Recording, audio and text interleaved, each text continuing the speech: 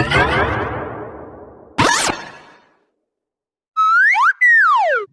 वालेकुम व्यूअर्स, मैं हूं मंजीर। कैसे हैं आप सब? उम्मीद है खैरियत से होंगे।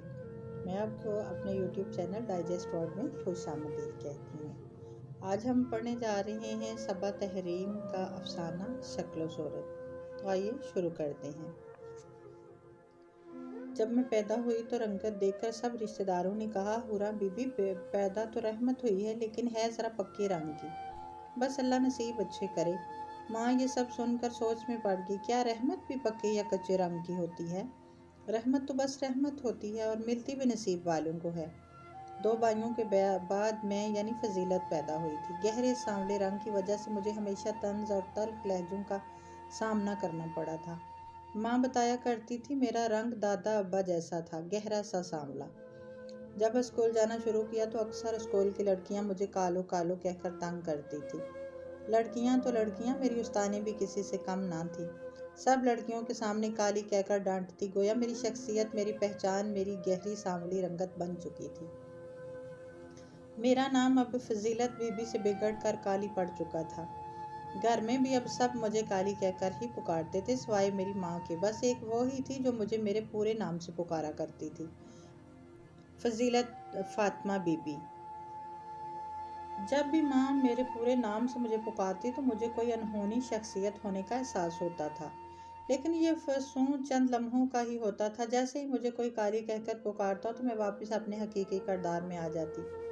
इस हकीकत को मैं अरसा पहले कबूल कर चुकी थी, लेकिन बाज़ दफ़ा कुछ अल्फाज नश्तर की तरह सीधे दिल पर लगते हैं और दिल चीर देते हैं। भाई भी अक्सर कहते थे, पता नहीं ये काली हमारे घर क्यों पैदा हो गई, सबके रंग गोरे हैं, ये कैसे हमारे यहाँ पैदा हुई, किसी से मांगी थी क्या? ये अम्मा, मेरे काले रंग का काला होना मेरे अपने इख्तियार में तो ना था। मेरा इसी घर में हुरा बीबी के यहाँ पैदा होना मेरे अपने बस में तो ना था। कोई ये क्यों नहीं समझता है? कभी कोई सहेली रंग गोरा करने का टोटका बताती तो कभी कोई क्रीम, और एक मैं थी काली की काली। कभी किसी को पलट कर जवाब न देती, चुपचाप सबके टोटके सुनती रहती थी। वक्त गुजर गया और घर पर भाइयों भाभियों का राज हो गया। भाभियों का मेरे साथ सलूक देखने के बाद माँ ने मेरी शादी जल्द अज जल्द करने का फैसला किया, लेकिन हर बार रिश्ते वालों की तरफ से इनकार की वही वजह जो बचपन से सुनते सुनते मैं जवान हो चुकी थी। कभी कभी मैं सोचती थी, क्या इंसान की तकदीर के फैसले इसकी रंगत की वजह से होते हैं? अगर कोई गोरा है तो इसकी तकदीर में खुशियां ही खुशियां हैं, और अगर कोई काला है तो गम ही गम है। क्या रंगत और शक्ल सूरत इंसान की तकदीर पर हावी हैं, तो सीरत और किरदार का क्या कमाल है? इसको कौन सा किसी शहजादे ने ब्याहने आना है, अच्छा रिश्ता है हाँ कर दे। भाभी ने यह जुमला तब कहा जब माँ ने मेरे लिए 40 साल शख्स के रिश्ते से इनकार कर दिया था, लेकिन माँ फिर भी कहती थी शहजादा ही आएगा। वो माँ थी, अपनी औलाद का दिल रखने के लिए कुछ भी कह सकती थी, लेकिन मैं जानती थी, समझ सकती थी। अल्लाह अल्लाह करके एक रिश्ते ने मेरे लिए हाँ की थी और माँ ने जल्द से जल्द शादी कर दी। शक्ल सूरत का खूब रो था, अपने मोहल्ले में ही छोटी सी करियाने की दुकान चलाता था। न जाने इसे मैं कैसे पसंद आ गई थी। सास ससुर और नंद सबका लहजा मेरे साथ बहुत अच्छा था। शायद अल्लाह ने मुझे मेरे सब्र का सिला दिया था। सब घर वाले मेरी ज़रूरतों का ख्याल रखते थे और जावेद खास कर मेरा हमदर्द था। घर बिल्कुल सादा था, लेकिन घर में रहने वाले लोग बहुत बाज़र्फ थे। लेकिन ये आला ज़र्फ़ी चंद माँ की थी, और मेरी नंद जीनत की शादी तय होने के बाद सबका मीठा लहजा और आला ज़र्फ़ी कड़वे हो चुके थे। शादी के अखराजात और लड़के वालों की डिमांड्स को पूरा करने के लिए कुछ लाख और चाहिए थे। लिहाजा जावेद ने मुझसे मोहब्बत भरे अंदाज में कहा कि जितना भी जेवर मेरे पास है इस मुश्किल वक्त में उन्हें दे दे, ताकि लड़के वालों की सारी डिमांड्स पूरी हो जाएं और ख़ानदान में हमारा बरम रह जाए। बाद में दिन रात मेहनत करके तुम्हें सारा जेवर दोबारा बनवा दूंगा, बिल्कुल वैसा ही जैसा तुम चाहोगी। सारे जेवरात जीनत की शादी के अखराजात पूरे करने के लिए बेच डाले गए, लेकिन लड़के वालों की डिमांड भी पूरी करना बाकी थी। उन्हें जहेज में नई कार चाहिए थी, लिहाजा फिर से ससुराल वालों की तरफ मेरे लिए एक नई फरमाइश की गई। इस बार उन्होंने मुझे भाइयों से अपना हिस्सा मांगने को कहा कि घर को बेचकर अपना हिस्सा लो, ताकि हम नई कार खरीद कर जीनत के जहेज में दे सकें। यह मेरे लिए नामुमकिन बात थी। वो घर मेरे अब्बा मरहूम की निशानी था, और वैसे भी भाभियाँ मुझे मार डालती, लेकिन घर कभी भी ना बेचती। जावेद ने साफ कह दिया था। अगर तुमने अपना हिस्सा ना मांगा तो तुम्हें हमेशा के लिए सिगार बेच दूंगा। और फिर इसने ऐसा ही किया। जब जावेद ने मुझे घर से निकाला और मेके छोड़ आया तो मैंने भाभीियों से इस बारे में सरसरी सी बात की, और इसके बाद जो बंचाल उठा कि अल्लाह की पनाह। भाभीियों ने तो साफ कह दिया था तलाक होती है तो हो जाए, लेकिन हम अपने सर की छत बचाने के लिए बेच डालें, हरगिज़ नहीं। और फिर ऐसा ही हुआ, तलाक हो गई। माँ जो पहले ही बूढ़ी हो चुकी थी, इस दुख ने इसे मज़ीद बूढ़ा कर दिया और मैं जहाँ से गई थी वहीं आ गई।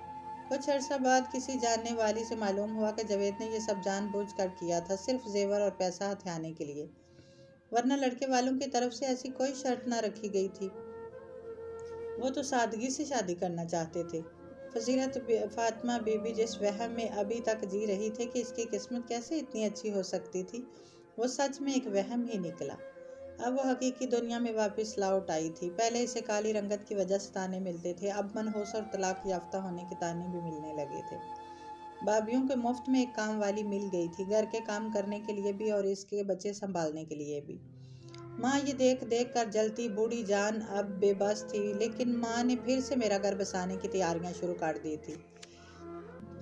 लिहाजा एक बार फिर से रिश्ते वाली को बुलाया गया। रिश्ते वाली ने पहली ही बार एक रिश्ता बताया और माँ इस लड़के का घर बार देखकर मेरी बात पक्की कर आई।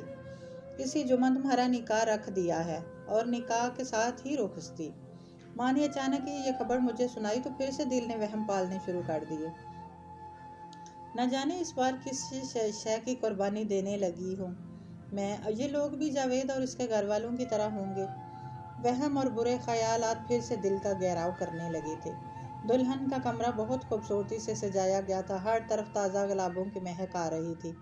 हल्के गुलाबी रंग के जोड़े में फजीलत फातिमा गूंगे बहरे इंसान की तरह पत्थर का बुत बनी बेड पे बैठी थी, और बिल्कुल सामने अशरफ इसे देखकर मुस्कुराया और इसके सामने बैठा था।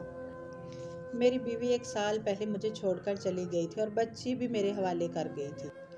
इस वक्त मेरी बेटी सिर्फ 2 साल की थी। वो शायद किसी और को पसंद करती थी, लिहाजा अपनी फूल जैसी बच्ची को भी छोड़कर चली गई। इसके बाद मेरा दिल और एतबार बुरी तरह टूटे हैं, लेकिन मुझे अपनी बेटी के लिए कोई स्टैंड तो लेना था। लिहाजा मैंने फैसला किया मैं दूसरी शादी कर लूँ। कोई शरीफ और नेक सूरत लड़की ही मेरी बीवी बनी। वो इसी तरह पत्थर का बुत बनी इसकी बातें सुन रही थी। मुझे यकीन है कि आप मेरी इज्जत की हिफाजत के साथ साथ घर की देखभाल और मेरी बेटी की तरबियत भी अच्छी करेंगी। मेरी खुशकिस्मती है कि मुझे आप जैसी नेक सीरत बीवी मिली है। फजीलत फातिमा चंद लम्हों के लिए सांस लेना भूल चुकी थी। वैसे बड़ी किस्मत वाली निकली है ये काली। पहले दुकानदार मिला और अब तलाक याफ्ता होने के बावजूद वर्कशॉप का मालिक, और इतना प्यारा घर नसीब हो तो ऐसे। दोनों भाभियां सर जोड़े एक दूसरे से खुसर पुसर कर रही थी। जी तो व्यूअर्स, कैसा लगा आज का अफसाना आप सबको? किसी की ज़ाहिरी शक्ल सूरत देखकर उसको डिसहार्ट नहीं करना चाहिए, क्योंकि हमारी छोटे छोटे जो जुमले होते हैं ना, वो किसी को बहुत तकलीफ़ दे जाते हैं।